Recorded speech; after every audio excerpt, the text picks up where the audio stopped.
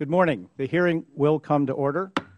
We're going to have votes called sometime between the next 5 minutes and the next 30 minutes, at which point we'll have to adjourn for maybe a half an hour, and then we will come back. But just to put everyone on notice, we're not too sure. It could be as early as 5 after 10 and as late as 10:30. We're going to be voting on the budget today. I want to welcome our new members to the subcommittee, especially Ranking Member Hahn. I look forward to working with you and all of our members during the 113th Congress. I also want to give special thanks to our panel of witnesses for taking time away from your full-time jobs and making the trip to Washington for this important hearing, and certainly also want to welcome the high school students today who are seeing how democracy works. Welcome. Our nation's digital infrastructure has become an essential component of how small businesses operate and compete in the 21st century.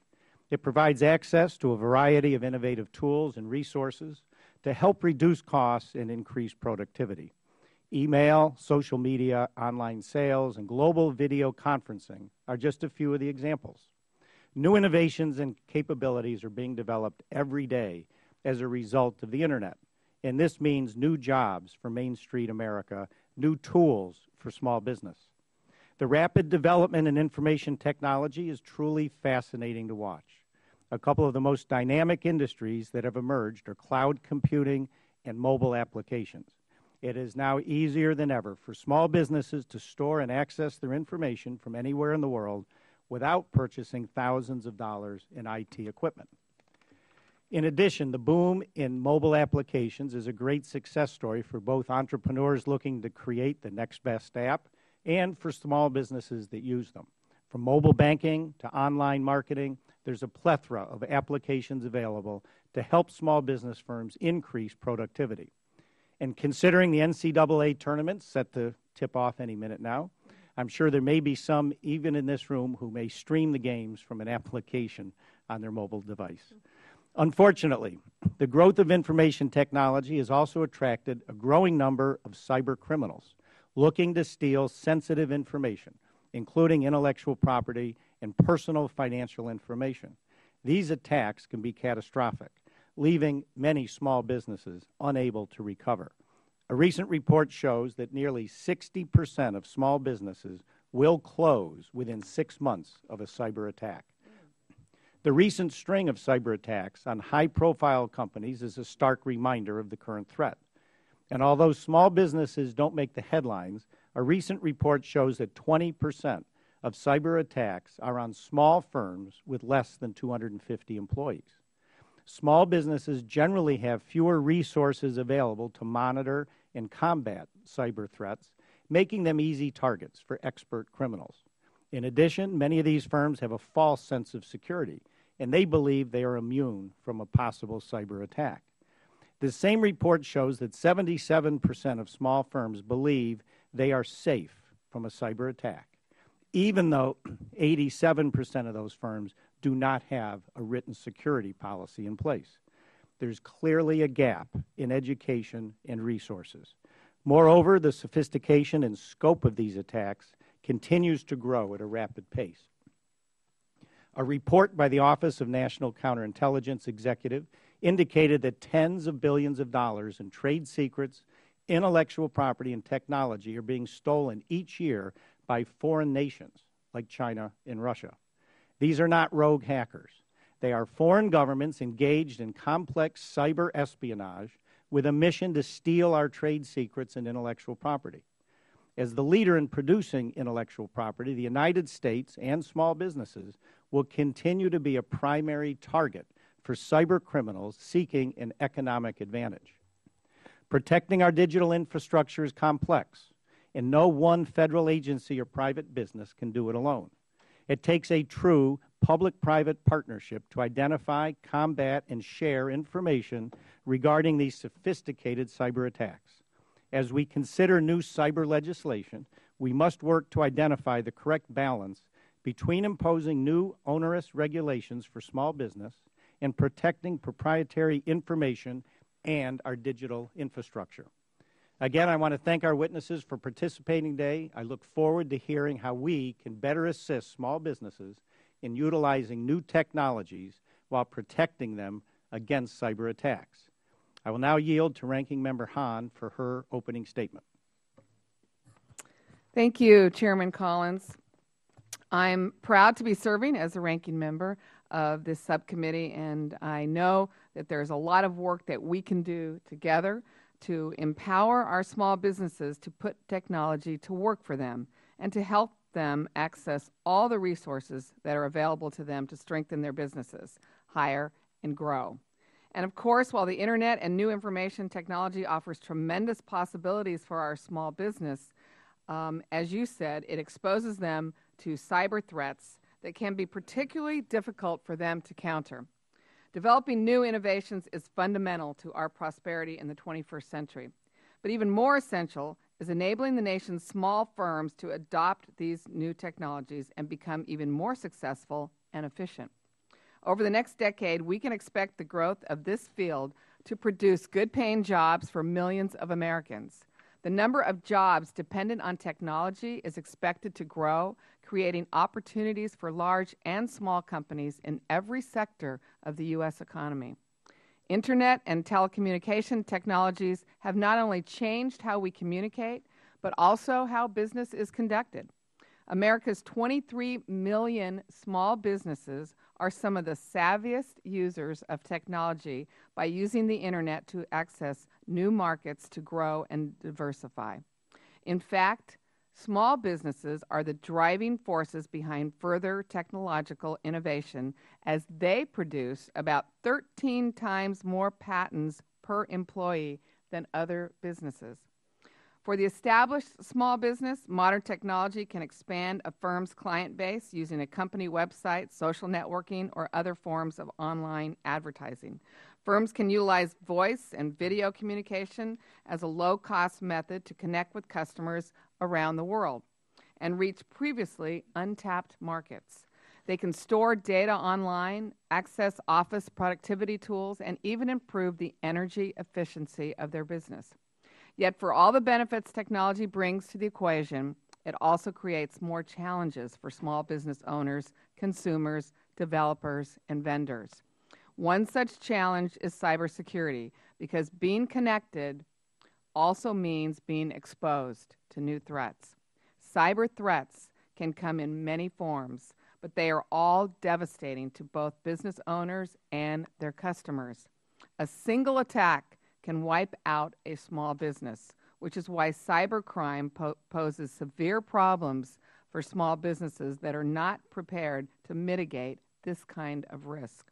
According to studies, 40% of all threats are focused on firms with less than 500 employees and revealed that a total of nearly $86 billion is lost, with companies incurring an average of $188,000 in losses. Sadly, some small companies fail to recognize the benefit of cybersecurity as an investment until it's too late. On the other hand, those firms that understand the importance of such an investment often lack the resources to implement an effective security system. The testimony we hear today will not only highlight the variety of opportunities created by new technology, but it will also help to better protect the nation's small businesses from growing cyber threat. This Congress, the strengths and weaknesses of comprehensive cybersecurity, including issues of privacy and notification, will once again receive significant consideration. Small businesses have much at stake in how this debate plays out. It is my hope that today's discussion will shed light on what these policies mean for online entrepreneurism. In advance of the testimony, I want to thank all of the witnesses for their participation and insights into this important topic. Thank you, Mr. Chairman, and I yield back my time. Thank you. Before we get started and hear testimony from our four witnesses, I'd like to take a moment and explain the timing lights for everyone. You each have 5 minutes to deliver your testimony. The light will start out as green. When there's 1 minute remaining, the light will turn yellow. And finally, it will turn red at the end of your 5 minutes. And if we can stick to that time limit, we'd certainly appreciate that. Our first witness is Mr. William Weber. Bill is the Senior Vice President and General Counsel for CBION in Atlanta, Georgia. CBON is a communications service company that provides specialized services, including Internet and cloud computing, exclusively excuse me, to the small businesses nationwide. Bill received his BA from the U.S. Naval Academy and his JD from the University of Georgia. He spent 12 years in the Marine Corps. Thank you for your service. He is testifying on the behalf of CompTIA. That's a trade organization. Thank you and welcome. You have 5 minutes to present your testimony. Mr. Chairman, Ranking Member Hahn, distinguished members, thanks very much for the opportunity to speak with you today about what's an incredibly important issue for small businesses across the United States. My company, CBON, represents 60,000 small businesses, and that's the only group of companies that we represent. We don't represent large enterprises or micro businesses. So we have a lot of experience in dealing with the kinds of security issues that they face. But I wanted to start out today to talk to you a little bit about cloud services, what they really are, and how they're being used by small businesses today, because it's easy to get confused about what kind of cloud services small businesses are utilizing. When people talk about cloud services, there are three kinds that they'll talk about. Software as a service, and there are a lot of consumer-focused cloud services that are technically software as a service. Netflix is one, Facebook is another. Small businesses tend to use software as a service providers such as Salesforce.com to help run their sales force. You also have platform as a service, which is much more complex. Small businesses tend not to use it. It's kind of an operating system in the cloud. And then the people that we have here talking today are primarily going to be discussing infrastructure as a service. And when you hear people in the cloud industry talk about infrastructure as a service, what we mean are taking things that in the past were physically located on a business's premise and moving them off the premise somewhere. And I think giving you a concrete example of a business that might do this would be helpful. Let's take a typical small business that we might serve, like a doctor's office. They've got 3 physicians working. They've got staff people, 10 PCs, and they very likely have a server on their premise. We say a server, it's just simply a computer that doesn't necessarily have a monitor hooked up to it, but that the other doctors and administrative staff could access their billing software on that server that would be located on their premise. And that would be connected into their premise network via Ethernet cables like you see all over the place. There's a green one right here. You probably have some in the desk in front of you. When we talk about infrastructure as a service, what we're really talking about is taking that server, and if you can imagine extending that Ethernet cable 250 miles into a data center, and now instead of sitting on the premise, that server with all their billing software on it, customer records on it, is sitting in a data center. And instead of having to buy that as a capital expenditure for the company, that server is rented from a company like mine, CBON, or Rackspace, or any of the other companies that provide servers in the cloud. Now, what are the advantages of doing that? Well, some of the advantages are the small business can preserve capital. Instead of having to do a $2,000 or $3,000 outlay to buy that server, they can rent it by the month from us. Physically, it's much more secure. It's in a data center that has all the most up-to-date firefighting equipment and power backups and everything you can imagine to protect it physically. So those are two of the major advantages they get.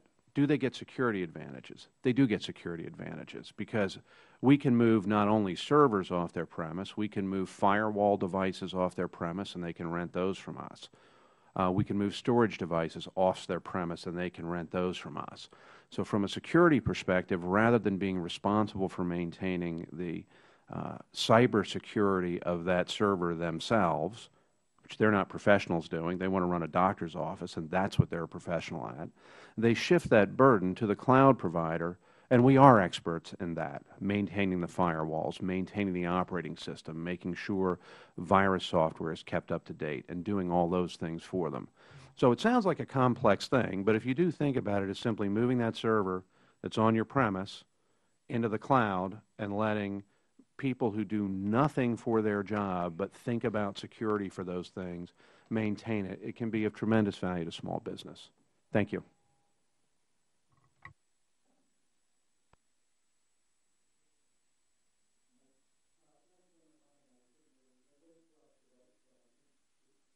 I think we can do one more witness, and the two of us will jog down to the floor to vote. Thank you, Mr. Weber. I think that was a good explanation of what cloud computing is all about. Maybe we can have some questions on that later. Our next witness is Mr. Justin Freeman, Corporate Counsel for Rackspace. Rackspace is a global leader in providing cloud computing services for all types of businesses, including mobile applications for small firms. Justin has expertise in both the legal and technical areas of the rapidly expanding field of cloud computing law. In his role, he oversees complex technical agreements and directs their public policy strategy. He received his JD from Southern Methodist University and is a certified information privacy professional. He's testifying on behalf of the Application Developers Association. Thank you for being here. We look forward to your testimony. Thank you, Chairman Collins and Ranking Member Hahn and the rest of the committee members. I'd like to, on behalf of both myself and Rackspace and the Application Developers Alliance, thank you for your time today and for this opportunity to discuss contemporary cybersecurity challenges, which are all the more difficult for our small business community to address. I'd like to begin by providing a little bit of background on Rackspace Hosting. Founded in 1998 and headquartered in San Antonio. With our focus on fanatical support, which is a fierce commitment to a customer-oriented set of core values, we've grown rapidly and currently serve more than 170,000 customers across 120 countries. Rackspace focuses on providing the cloud infrastructure and support technologies which enable businesses, both large and small, especially small these days, to benefit from the cost savings that cloud computing provides. Our latest focus is on OpenStack, an open-source cloud platform which we jointly developed with NASA. Open cloud technologies are at the forefront of this information technology revolution. They make previously inaccessible technology available to businesses, small and large alike, without initial investment in research and development costs, and they eliminate proprietary lock-in, which helps foster industry standards for cloud computing providers, and it's a critical first step in allowing users to move their applications and data from provider to provider as they see fit. There's no doubt that small businesses face growing cyber threats, especially in the form of intellectual property theft and business disruption, such as what happens when a small business's website is knocked off the internet by a denial of service attack. It's more important than ever for small businesses leveraging new technologies to provide innovative services and solutions to ensure that they have a trusted provider ecosystem on which they can rely. Rackspace has increasingly supported small businesses via startup programs which provide free or discounted cloud resources to new enterprises. This helps remove some of the initial roadblocks to success. The mobile application space is particularly explosive with small business-led innovation as entrepreneurs are able to leverage diverse and powerful cloud computing resources to deliver innovative, integrated, and mobile application experiences to customers, professionals, and enterprises with little or no barrier to entry, and that's really the key point in the application space. To further support this innovative sector, Rackspace has joined with the Application Developers Alliance, an industry association dedicated to meeting the unique needs of application developers as creators, innovators, and entrepreneurs. The Alliance includes more than 20,000 individual application developers and more than 100 companies, investors, and stakeholders. And it strives to deliver essential resources, serve as a collective voice on policy issues for all the small businesses who might not otherwise be able to be present, and act as kind of the connective tissue in the app ecosystem.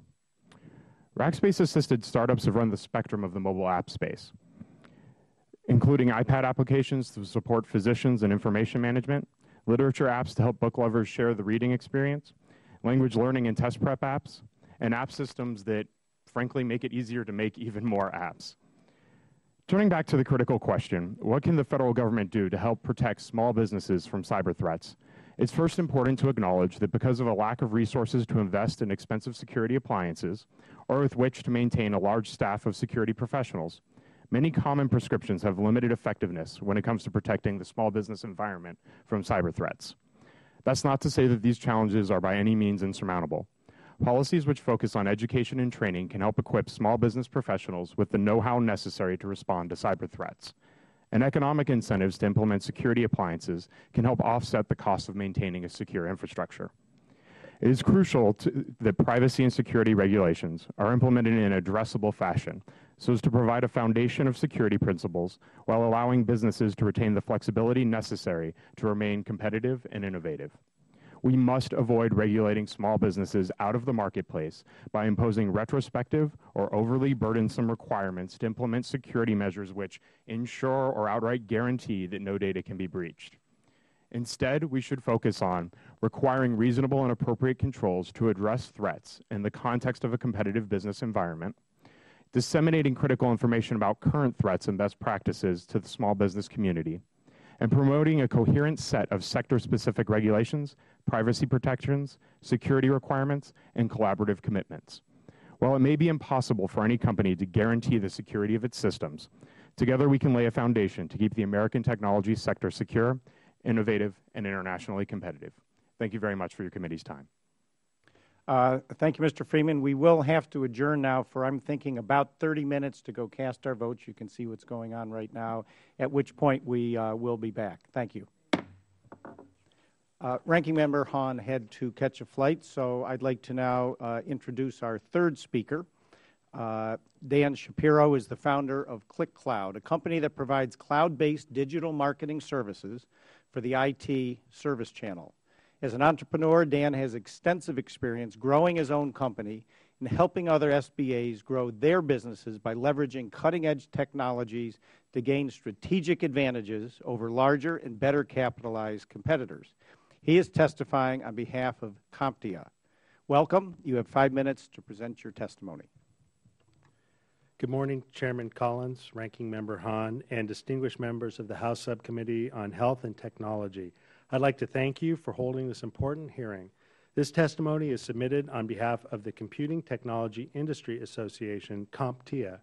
My name is Dan Shapiro. I'm a CompTIA member and founder of ClickCloud, a company I launched in 2010 focusing on offering a variety of IT services such as digital marketing, website hosting, search engine optimization, blogging, email newsletters, and other business advisory services. I'm a California native, and I'm a graduate of the University of California in San Diego. Prior to ClickCloud, I spent over 20 years working in the IT sector in various capacities. I've also launched or helped other entrepreneurs launch several IT startups. My past clients include Vicinity, which is now Microsoft Maps, and Avamar, which is now part of EMC. My colleague on the panel will share with you some more technical details of cybersecurity threats and attacks prevailing on our Internet ecosystem. I hope to contribute to the discussion by sharing with you my perspective from an IT small business owner. I can assure you that cybersecurity is one of the most pressing issues facing the small business sector, but first I'd like to provide you a quick overview on CompTIA. CompTIA is a nonprofit trade association, and its members include thousands of small computer service businesses, as well as nearly every major computer hardware manufacturer, software publisher, and service provider. In addition, CompTIA is also the leading global provider of IT workforce vendor-neutral certification, and there are over 1.4 million CompTIA IT vendor-neutral certification holders worldwide. Many of those are for IT security. As a baseline, the IT security infrastructure for small businesses is vulnerable to cyber attack and threats as large companies and firms. Unfortunately, small businesses are less resilient than their larger counterparts because they have fewer IT resources in terms of personnel, hardware, and software to combat the onslaught of cyber threats and attacks that many SMBs encounter on a daily basis. Some small businesses are comprised of as few as 5 to 20 employees, so resources come at a premium. As a small business owner, I have to rely on my own expertise to implement adequate measures to ensure that the IT infrastructure that supports my business is secure. I also have to make sure that my clients understand cybersecurity risks and the threats to their business. I advise them on the types of cybersecurity compliance measures that they must implement to keep their IT systems secure. In the last 5 years, we've seen a steady transition from server environments to a cloud-based environment. This has created tremendous opportunity for the small business sector. The emergence of cloud technologies is now allowing small businesses affordable access to IT infrastructure, including software that was financially beyond reach just a few years ago. So it's even more critical now that we ensure that adequate measures and controls are in place to protect small businesses from cybersecurity threats and attacks. I'd like to highlight 2 policy issues. First, the majority of cyber attacks create exposure across state lines. This is the reason data breaches are of serious concern. There are 47 different state data breach notification laws in place. In addition to the legal and regulatory compliance costs, there's also the impact of loss of revenue and loss of reputation that can be overwhelming to most small businesses.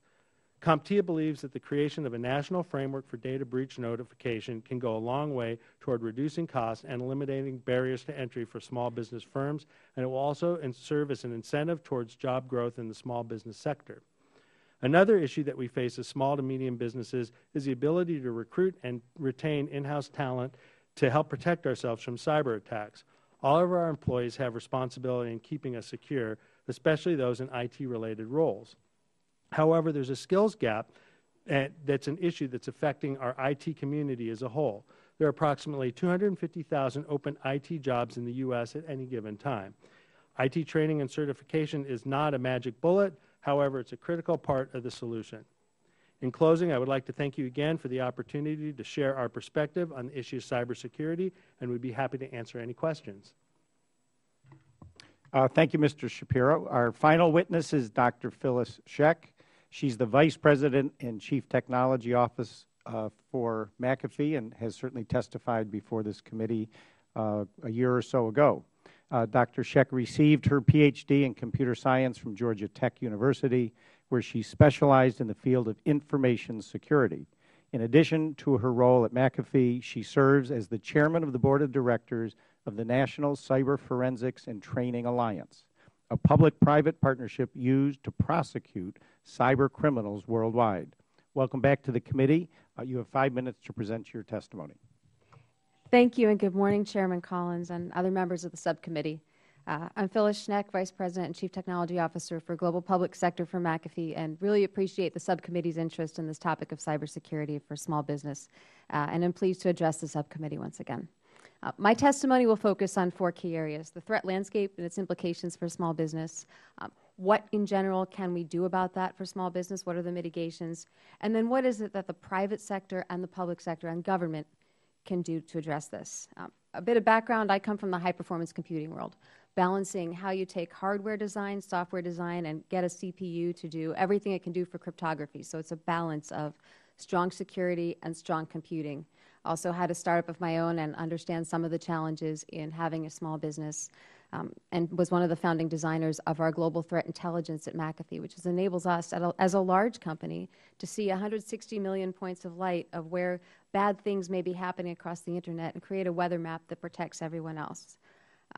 And as you mentioned, I do run the National Cyber Forensics Training Alliance, and the passion there is the information sharing and collaboration, which we need desperately to get to the small businesses so that they too can benefit from that, even though they may not have the time or the money and the resources to participate in that themselves. McAfee, we are relentless. We are dedicated to providing connected security ecosystems that benefit small business, large business, government all over the world, but that make sure that every part of the security ecosystem is learning as it protects, and as a wholly owned subsidiary of the Intel Corporation, we go all the way to the hardware, and we're able to look at the actual pieces and parts and metal and silicon that run the instructions and make sure that we can detect adversary behavior and protect. Small to medium businesses make up 99.7% of our business fabric. They hold intellectual property, personal information. Many times they're the contractors building the next engines, yet they can't afford strong security teams, and they can't afford separate resources, which is why my colleagues and others today provide amazing services to them, so they don't have to buy the equipment, they have the services. What I'll address today is how we can help those small businesses that leverage so much on cloud and mobility, and also help that, as Ranking Member Hahn pointed out, 23 million small businesses, how we help them also gain the information sharing and collaboration that the larger businesses are getting the benefit of right now. On the mobile space, that's increased from, at least what we've seen, 70% in the past year. We went from 792 samples in our malware zoo, as we call it, to 37,000, and 95% of that increase was in 2012. Small business leverages these mobile devices because they're inexpensive in many cases. They're easy. They can do their home transactions, their work transactions all at once. They take them on the road. And they leverage it with cloud services because there's very little computing resource on the small device, so they can outsource the data storage. The threats to this and mobility, we see those threats of the adversary trying to access that device to get your personal information and or access to your computer network. So the small business that can't afford necessarily a team to watch this has an even stronger vulnerability because they have so much of their infrastructure dependent on mobile.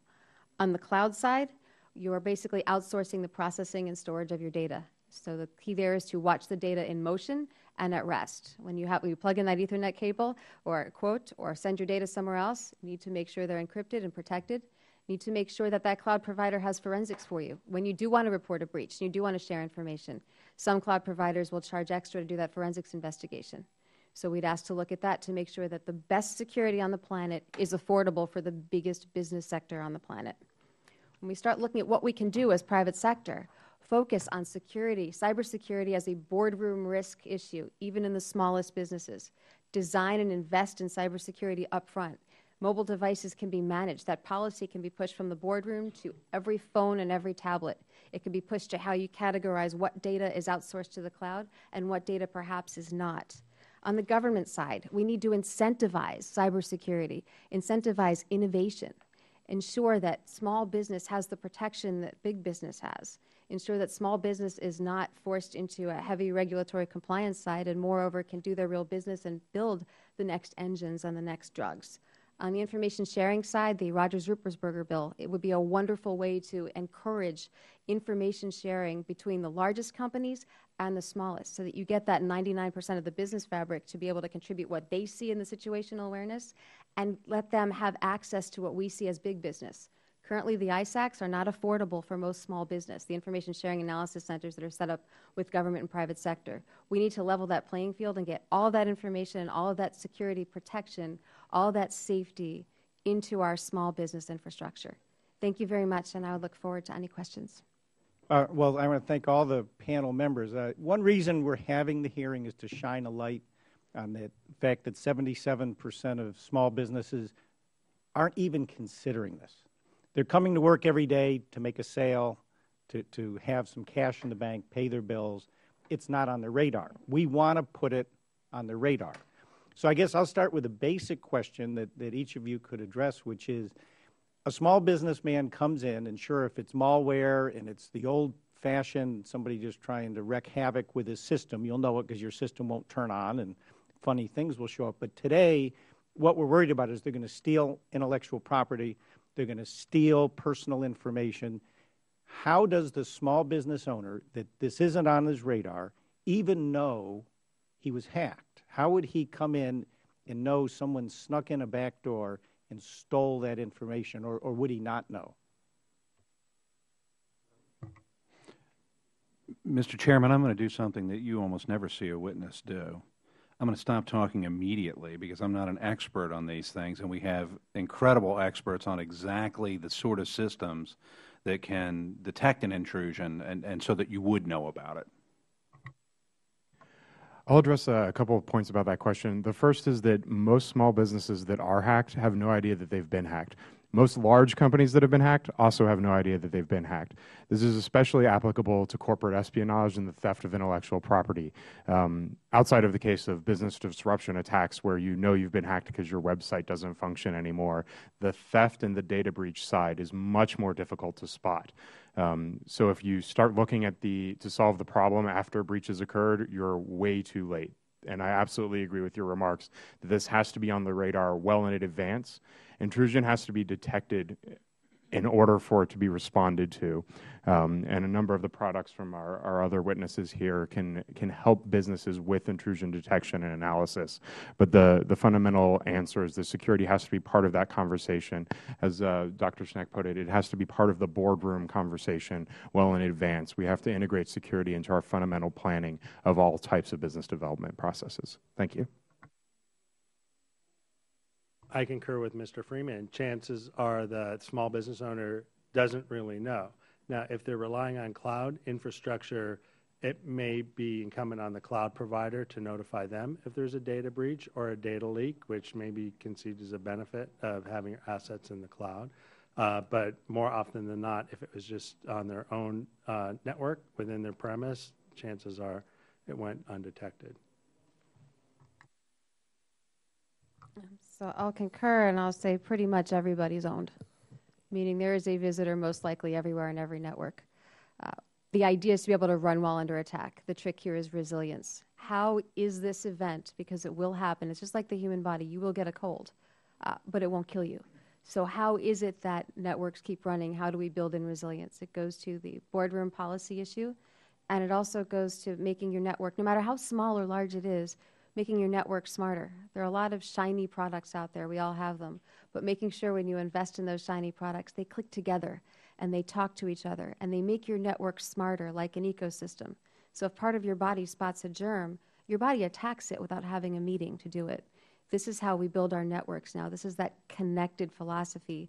And one of the best things we can do is enable part of what we do, first of all, at McAfee, is take our global threat picture and apply it to every small point that we protect.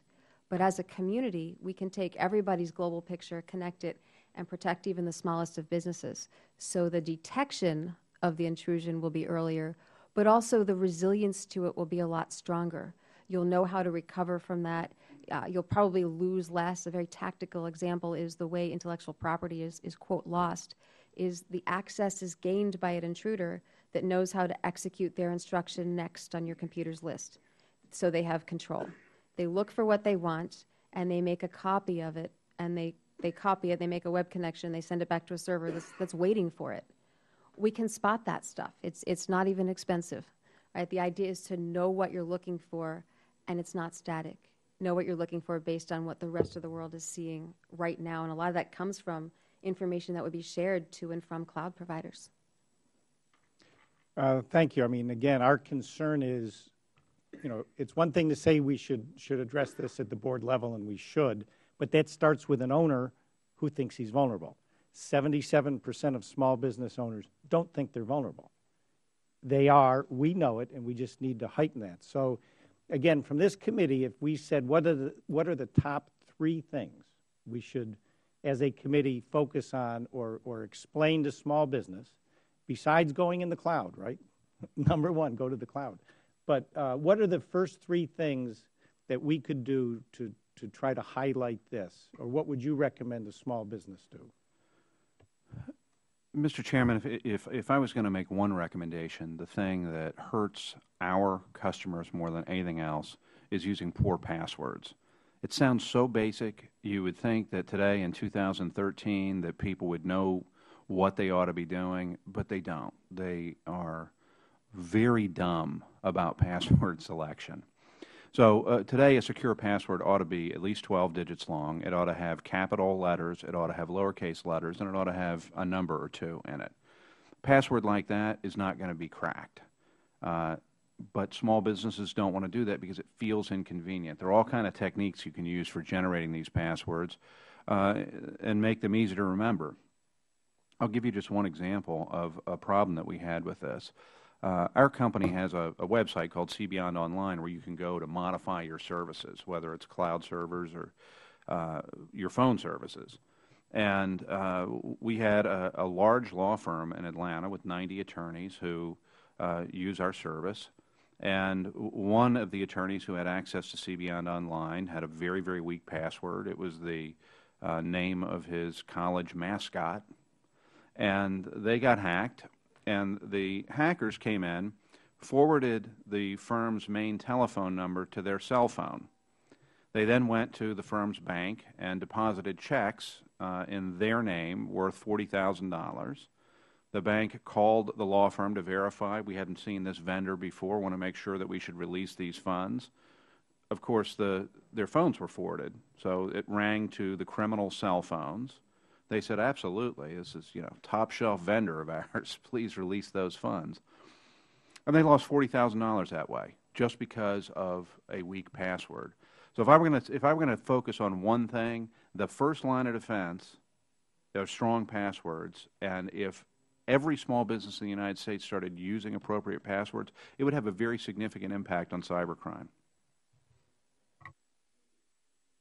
To carry on the notion that passwords are first line of defense, I'd just like to also emphasize it's critical to maintain a variance of passwords. At Rackspace, the #1 threat we see to customers are when their systems are compromised because a malicious third party has garnered a list of passwords from another service.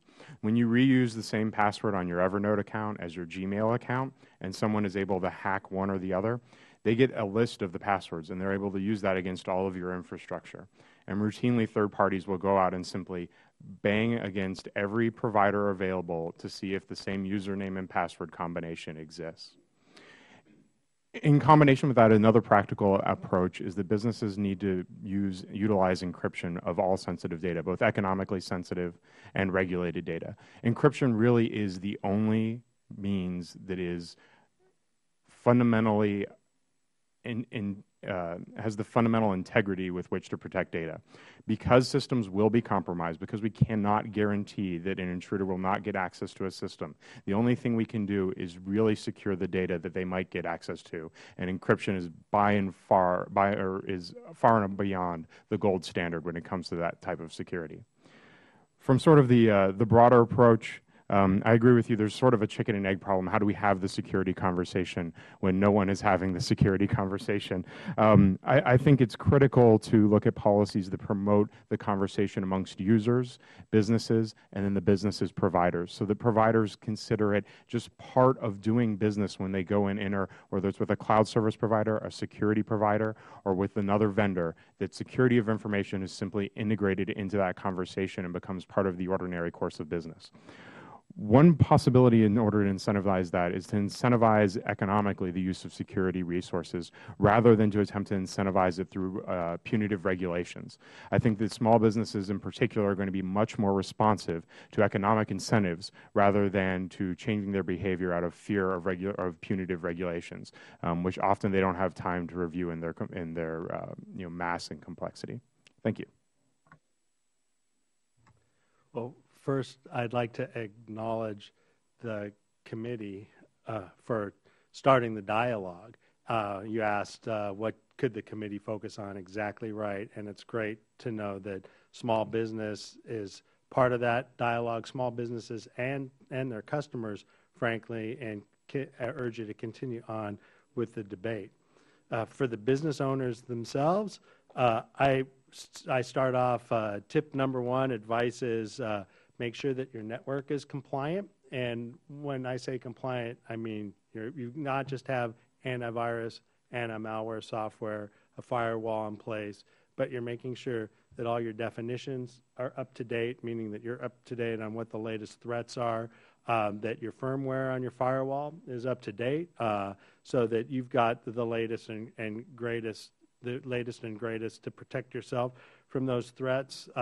And that also your operating system. So all those patches that come out on a regular basis, they might seem like a nuisance to many small business owners, and it may be a basic thing like passwords, but make sure that you're applying them as recommended by your IT service provider. Encrypting your data is also an important part of ensuring that you have a compliant network.